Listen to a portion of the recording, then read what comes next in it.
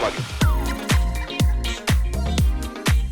So we're going to talk today a little bit about what L'Oreal is doing with AI. Yeah. And I guess to begin with, can you sort of talk about the agentic AI and kind of define how you see that and then what role that plays within the brand? Actually, what is happening with agentic AI today in commerce and marketing is the same story that happens in different domains, in media, in film industry, and in entertainment as well. It's the same story, but with a different costume, I would say. Think about how it was when we had internet, we have first time streaming, first time social, right? Each time a new layer of technology changes the way people discover and consume content, it doesn't simply, I would say, evolve and upgrade the existing model. It changes who has the power and who has the attention and how the new wealth is being distributed, and that's what's happening today, actually. And it's happening today in a much deeper level because this is not only about content and distribution anymore. It's about human making decision shift. And that's such a fundamental shift, and once you understand this, it's not really no longer a commerce or marketing story. It's a human story. So when it comes to your question with this broader approach. Actually, I would like to clarify it with 3 layers, I would say. First one is more AI-assisted journey, AI-assisted commerce. In this way, you are still in control, but you're using AI to help you search better, filter better, maybe understand better. But you're still using your own ecosystem. Second one is more AI-mediated commerce. In this one, AI starts being the first interface. So you no longer navigate from one retailer to another, one marketplace to another, one application to another, but instead, your everyday use AI starts really understanding you, interpreting you, filtering options, and framing solutions for you. Think about it like the search bar turning into a bit more like a prompt bar. Okay, so this is the second layer. And then much deeper, you have this agentic AI. And in this part, now AI systems become acting on behalf of you. So in this case, actually, AI systems, you just start talking with them, and they are knowing what you are actually expecting, and they act in the name for you. So I would say, like, again, maybe they are bundling, maybe we are reordering, shortlisting, and eventually buying for you. So when you look from this perspective, actually, there is another thing which really fascinates me and that most people do not consider, is that commerce and marketing is only part of the story. The deeper part is this human evolution. Because actually, when you start moving from actively and manually searching, filtering options to, with your own language, talking to a machine and delegating some of your decisions, it becomes completely something else, right? Because the way people using AI systems today is not for product recommendation only. Each one of us is using it to ask what to eat or for relationship advice. So some medical advices, we're giving them our blood tests. We're asking how to negotiate with our employee. We're asking some questions even if we don't dare to ask the other human being, right? So in this context, they are becoming more like a cognitive companion, thinking partner, decision aid. And when a system becomes something that you trust that much to delegate some of your thinking and maybe in action, obviously commerce and marketing becomes one of the domain that you would let them step in very easily, because actually it's not very far from asking a AI system to solve their problem to asking what to buy, right? So in this context, when you think about that, the shift is actually nothing alike. It's not like another technological wave. We're talking about really a human being decision-making shift. And it's quite huge, actually. And from that perspective, it fascinates me. It's interesting. I love that sort of balance. This you're finding the human side in the AI, and can you talk about that? I feel like not everybody is taking, sometimes people are a little bit afraid of AI. So how do you sort of bring the humans in as you go along with AI? Bring? Engage the human. Yeah. Well, the thing is, actually, the behavior of the user has already been engaged. Well, when you look at the recent Stanford AI index, 16 to 20, between 16 to 25 years old, the adoption rate is over 80%. The daily usage of decision making with AI is over 80%. When you look at it for the ages over 42, it's 7%. So, but in reality, actually the shopper behavior, the consumer behavior is already adopting it. And one of the biggest change, I would say, in this way, is the discovery starts already being conversational in the shopper behavior. So I think it's great to give an example, especially with this context. So in the old days, before coming to Cannes, right, I would think that I would need a solar product. Apparently, I don't need it anymore now, but it's a different discussion, all these weather changes and everything. But imagine I need a solar product and the weather is nice and sunny, right? In this case, most probably, I would just open my browser. I would start typing keywords because I would try to frame my thinking, my human need, into a machine language, right? Because I learned how to do that. So I would start like typing solar, skincare, with SPF 30, light texture, not greasy, and I would add like same-day delivery, right? And then I would end up with 200 search results, and I would spend 20 minutes to find the right one. Now with AI, what's happening and what is already adopted, I will talk in my own human language with my everyday chat. Who knows me, who knows my skin type, and I will just explain like, okay, I'm going to Cannes, you know my skin type. Can you find me 3 options, the best L'Oréal Paris product for me for the skincare, for my solar care, right? So you can see it actually helps a lot. It takes a lot cognitive overload from me. So it's not only speed and scale, it's a bit cognitive relief. And actually, there is a reason why this is happening. Because let's face it, modern consumers are extremely overwhelmed. There are too many choices, too much information, too many options. We don't really want 500 different choices, do we? We just want something fewer, but more relevant, more refined.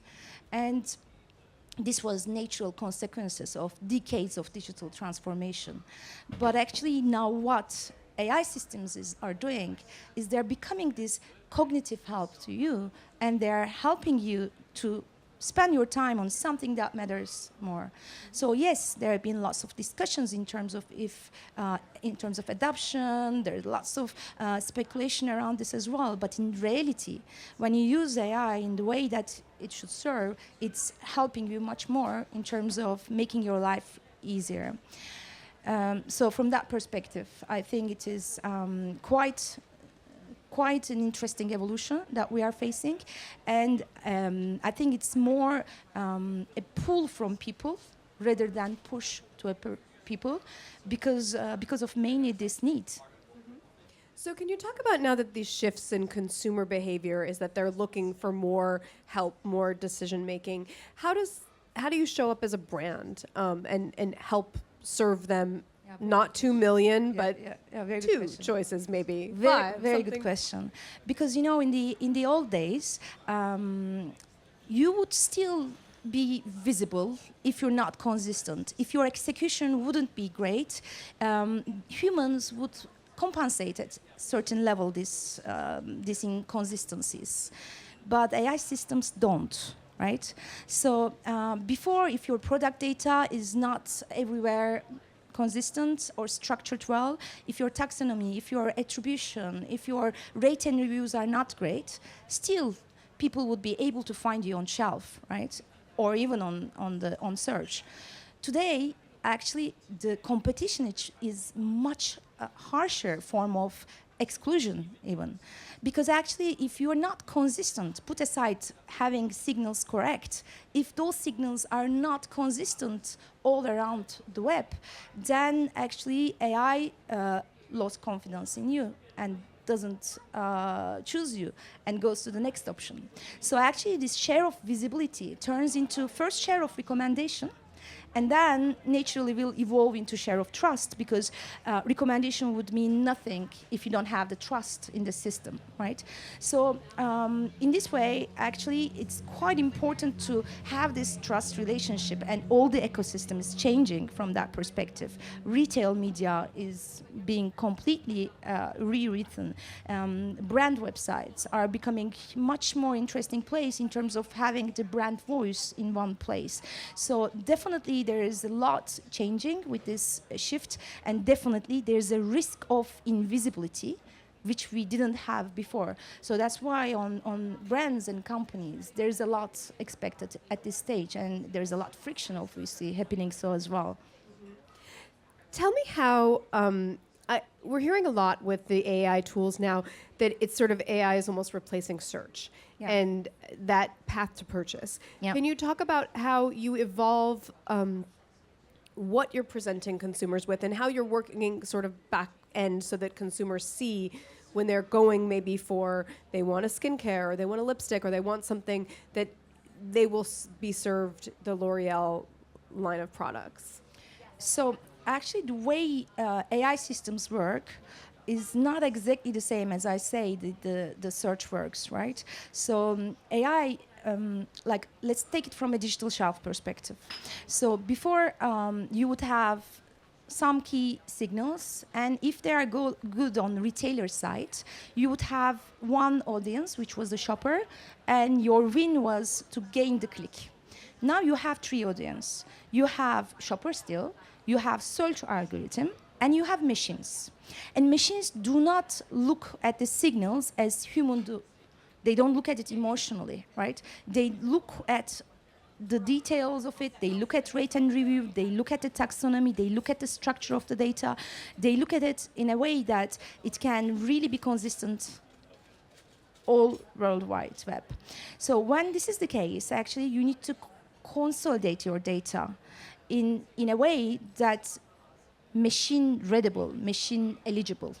It's not easy in big companies like ours, because FMCG brands and companies have multi categories, multi markets. We have huge portfolios, most of the time fragmented, with lots of local specificities, with legacy programs, and also in the way we organize. We have content, data, tech, IT teams all separate, so it requires lots of orchestration.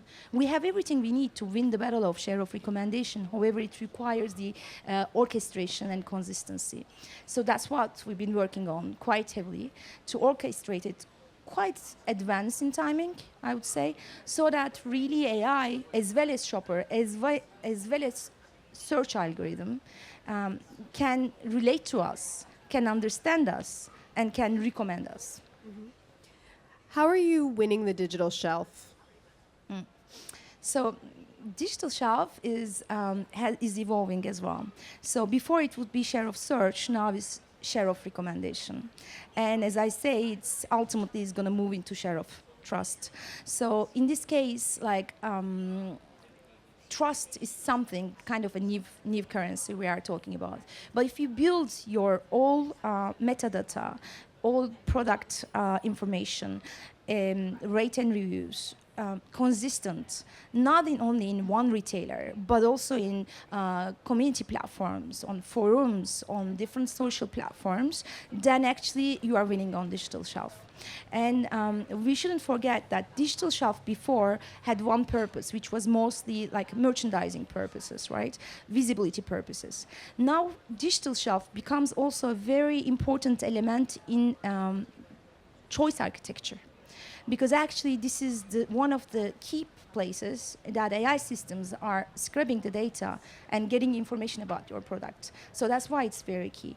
And at the same time, as I was mentioning, brand websites are quite crucial as well, because this becomes kind of back very strongly, maybe not in terms of commerce, but in terms of the one place that you can represent your brand, and maybe for the future agent-to-agent interaction, it becomes like your really single source of truth.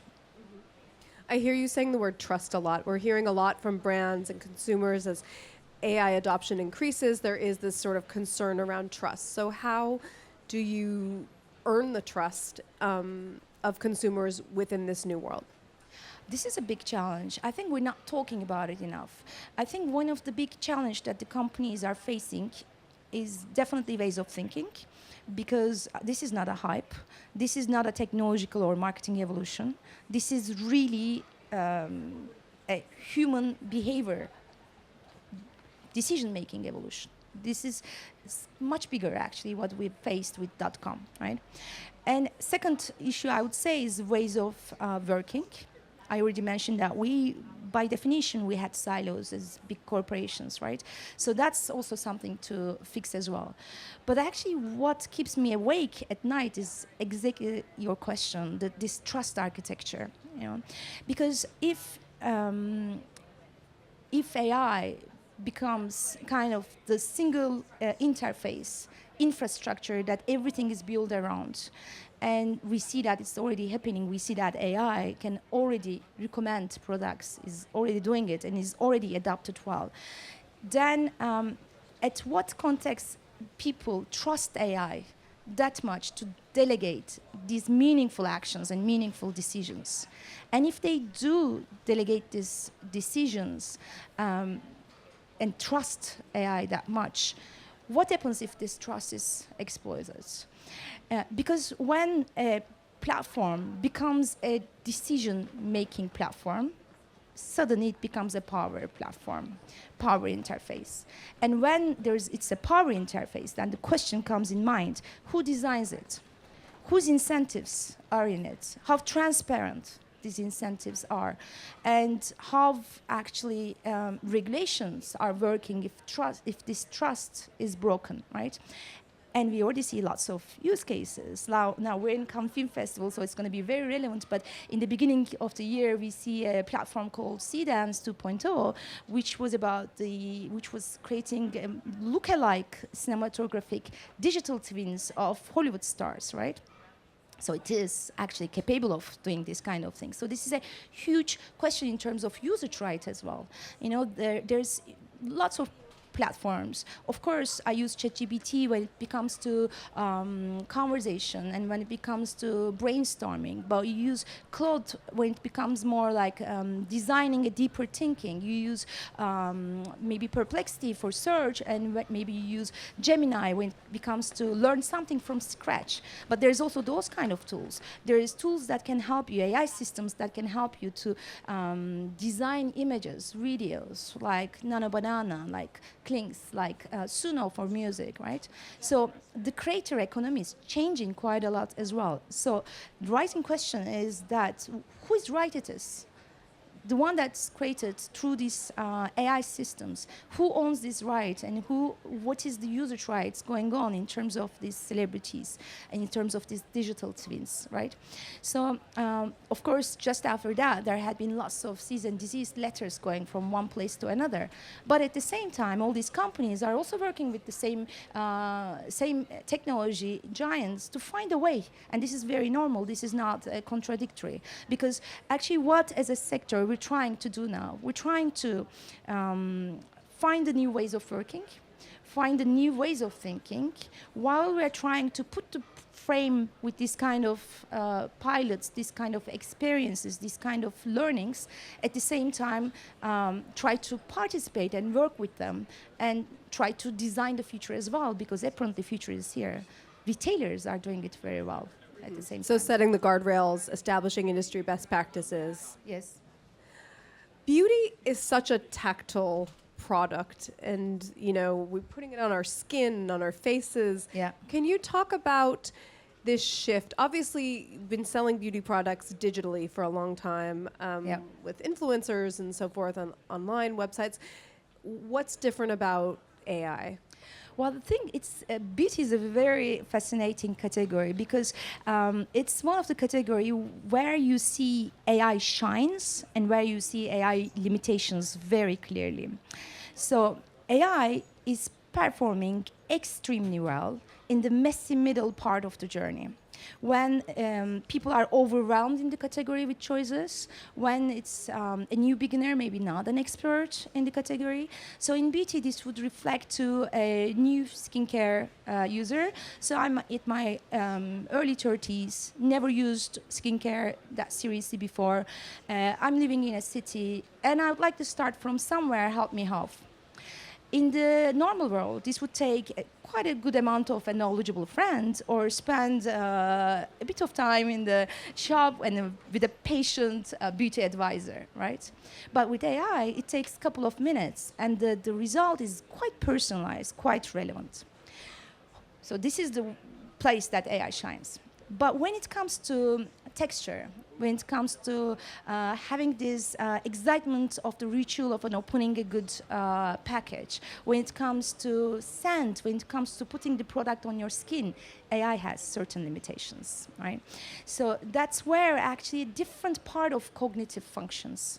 It's not necessarily make easier decisions, it's not necessarily retrieval of information, it's more like an emotional acceptance, emotional validation, sensorial experience that you need.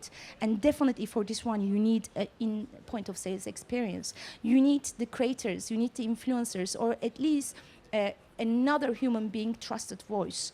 And that's why I think the brands will survive this evolution, are going to be the ones who are winning this AI evolution, structuring themselves to be eligible for machines, but at the same time, the ones who are merging it with emotional, deeper understanding of the experience with the human, real human as well. The ones who do this duo dance, I would say, will definitely succeed.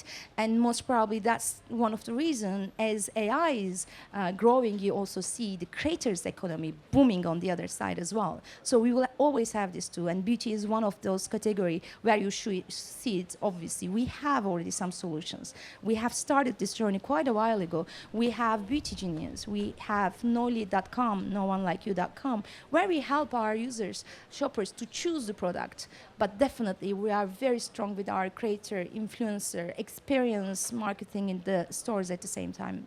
Mm-hmm. Absolutely. What about, you gave some great examples of how you're doing it and kind of how you get it wrong in this evolution from these sort of old ways of selling digitally to new, as well as with experiential. What about the brands that are doing it wrong? What are the mistakes they're making? I think the first thing that they're doing wrong is that they are thinking this is a hype. This is a marketing activity. This is a technology evolution. They are looking at like a pilot or a marketing sandbox. So it is not. It's clearly not. It's really the change in human being, right? So it is like how we are thinking, how we are making decisions. So that's, I think, the biggest mistake that they do. Second one, I would say, is the organization. Because this doesn't neatly stays only in one organization. It's not a data topic. It's not a technology topic. It's not a marketing topic. It's actually the orchestration of all those. So that's why I think this too is like really important to really digest and to start building the future with the right mindset and right ways of working, I would say, which are very crucial to fix.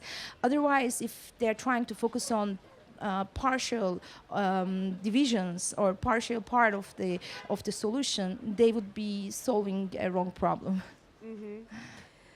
Retail media has been a huge boost for consumer products, particularly beauty. Can you talk about how you're embracing this and how this integrates into your AI journey? Yeah, retail media will stay. Definitely will stay. And we already seen different adoptions of that, different executions of that in the AI world. However, it will need to change drastically. One of the reasons is that because we talk about trust, as you say a lot, in a trusted environment where you are having a very intimate conversation and you would trust the recommendation that you hear from AI system, you don't want to be interrupted, right? So that becomes like very limited space for the retail media, but it's not impossible. So the media has to be embedded inside the flow of the conversation. And definitely it will require much more transparency and a different level of governance to make it happen. I'm not sure that we find it yet, but there are lots of examples that we've been trying as an ecosystem. Tell me, obviously AI is moving so quickly. What do you think the future looks like 3 to 5 years out from now? I know it's kind of hard to predict. Well, the honest answer to that is the acknowledge of uncertainty. Because actually some of the problem is coming because of these overconfident statements. However, here are the things we know. Most of the funders and most of the key opinion leaders who are actually designed this system are already debating the fact that we're at the end of the scaling process, which means the AI has consumed almost all the data, right? So now the new innovation, new leap, they believe that should be AI systems should start reasoning and learning as human does, right? It's quite fascinating contrast, because at one side we are saying that in a very short horizon AI systems are becoming almost at the level of the doctoral maths degree, which means quite huge, because this means this will have an impact on physics, of medicine, of law. But at the other side, these systems are not even 1/10 of intelligence of a cat, right? This still stays all in a language model, all in an abstract level. So that's why the new frontier is physical AI. So it's not like a coincidence that we are hearing from Elon Musk that very soon everyone will have a robot at their home. Maybe, yes. I don't think it's a matter of if, it's a matter of when, right? So from that perspective, some things that we also know is going to happen at very near future. We know that the conversation, discovery is becoming conversational. I already talked about the adoption in the young generation, so obviously that will change the journey. I don't think it's going to be replacement, but the journey is going to be compressed, and there will be reroutes in the journey as well, right? So the second point, I would say, the brands who can survive this would be the ones who organize themselves, organize data, consistent enough. Of course, brand websites will take some place as well. Third, retail media will evolve tremendously and need to have more transparency and different level of governance. Fourth is something on the creator economy, which is becoming more liberal and democratized. Before, in young student in the university, to make a short movie for him, it would require years of experience in technology. Tools and techs were the gatekeepers, actually, and there was the budget constraint. And now, actually, these constraints fall apart. So then, in this context, if the creativity becomes more liberal, more democratized, then what is the difference? Then is it the taste? Is it the authenticity? Is it the originality? Is it the trust? So I think trust is one of the elements indeed that will make it or break it. And somehow, to answer your question, the honest answer would be most probably the merge between two. Most probably the machine and human difference is going to become more blurry, and there are lots of discussions around that as well. Machines will take the part of the technical execution, where human will need to be deeper in being human, more curious, more culturally aware, more authentic to their side, themselves. And trust is something I think this group would know much better, that's built via story, built by actually authenticity, built by saying something true, and having the courage to say this in a way that it resonates with other people. And this will not change, whatever the technology will come. It will be fascinating to see. Thank you very much, Beyza. Thank you very much.